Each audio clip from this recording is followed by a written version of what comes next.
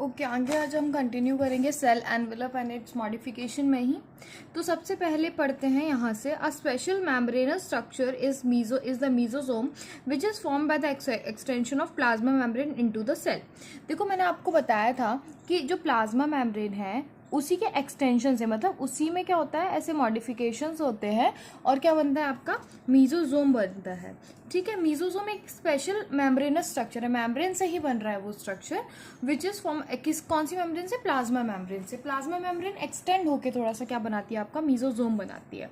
These extensions किसके form में हो सकते हैं, वेसिकल्स के फॉर्म में हो सकते हैं, ट्यूब्यूल्स के फॉर्म में हो सकते हैं और लैमेले के फॉर्म में हो सकते हैं। इस फॉर्म में ये एक्सटेंशन हो सकते हैं। ये हेल्प किस में करते हैं, मीजोसोम के फंक्शंस आपको बताए गए हैं कि ये काम क्या करते हैं। सबसे पहला तो सेल वॉल फॉर्मेशन करते हैं, बहुत इंपॉर्टेंट है, याद रखना है क्या करते हैं, सेल वॉल फॉर्मेशन करते हैं। उसके बाद डीएनए रेप्लिकेशन में हेल्प करते हैं।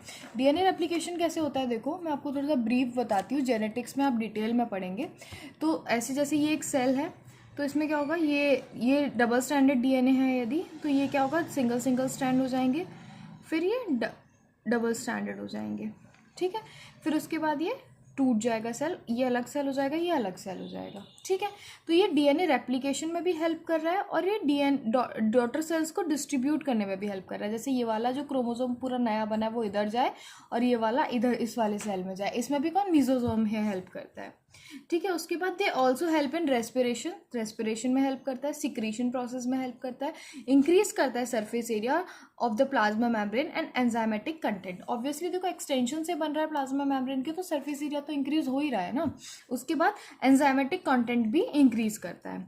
उसके बाद बताया गया है इन सम प्रोकैरियोट्स लाइक साइनोबैक्टीरिया बोले तो ब्लू ग्रीन एल्गी, उसमें क्या होता है, अदर मेम्ब्रेनस एक्सटेंशन होते हैं साइटोप्लाज्म के अंदर जिनको हम बोलते हैं क्रोमैटोफोर, जिनमें क्या प्रेजेंट होता है, पिगमेंट्स प्रेजेंट होते हैं। तो मैंने आपको दो मेम्ब्रेनस एक्सटेंशन बताया, कौन से, मीजोसोम के फंक्शंस आप पढ़ लेना एक बारी और इंपॉर्टेंट है। उसके बाद दूसरा मेम्ब्रेनस एक्सटेंशन मैंने आपको बताया क्रोमैटोफोर क्या होता है, वो भी मेम्ब्रेनस एक्सटेंशन है और क्या कंटेन करता है, पिगमेंट कंटेन करता है।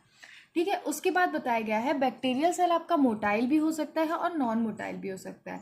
यदि मोटाइल होगा तो क्या प्रेजेंट होगा, फ्लैजिला प्रेजेंट होगा, क्या प्रेजेंट होगा, थिन फिलामेंटस एक्सटेंशन, कहाँ से प्रेजेंट होगा, सेल वॉल से निकलता है फ्लैजिला। ठीक है, उसके बाद बैक्टीरिया जो होता है वो नंबर में डिफरेंट हो सकते हैं फ्लैजिला बैक्टीरिया के अंदर, और फ्लैजिला का अरेंजमेंट डिफरेंट हो सकता है बैक्टीरिया के अंदर। ठीक है, डिफरेंट बैक्टीरिया में डिफरेंट हो सकता है क्या, नंबर और अरेंजमेंट। उसके बाद बताया गया है कि फिलामेंट का स्ट्रक्चर कैसा होता है। तो देखो फिलामेंट होता है, हुक होता है, फ्लैजिलम का स्ट्रक्चर कैसा होता है, तो फिलामेंट होता है, हुक होता है और बेसल बॉडी होती है। ठीक है, the filament is the longest portion and extend from the cell surface to outside. Filament क्या लॉन्गेस्ट पोर्शन है, जैसे ये बेसल बॉडी है, ये हुक है और ये फिलामेंट है।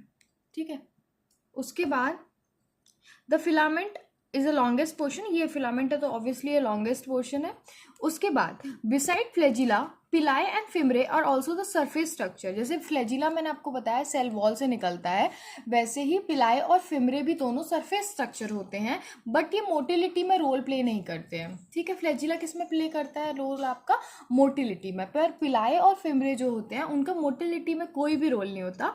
क्या रोल होता है, देखो लिखा हुआ है, pili are the elongated tubular structure made up of special protein से मिलके बने होते हैं और ऐसे ट्यूब लाइक स्ट्रक्चर्स होते हैं का पिलाए।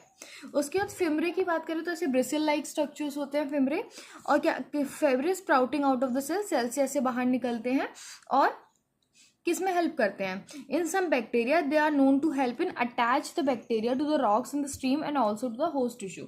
ये किस में हेल्प करते हैं, जैसे ये कोई चट्टान है यदि, तो बैक्टीरिया इधर कैसे अटैच रहेगा, ऐसे कैसे चिपका रहेगा इधर, उसमें कौन हेल्प करता है आपका, फिमरे हेल्प करता है। और यदि कोई होस्ट टिश्यू में अटैच होना है, जैसे होस्ट टिश्यू मतलब जैसे मैंने आपको एंडोपैरासाइट्स पढ़ाए थे, सॉरी एंडो तो बॉडी के अंदर रहेंगे, मैंने आपको पता था एक्टोपैरासाइट्स कैसे रहता है, होस्ट के ऊपर रहता है, तो होस्ट के ऊपर चिपकने में कौन हेल्प करेगा आपका, बैक्टीरिया हेल्प करेगा।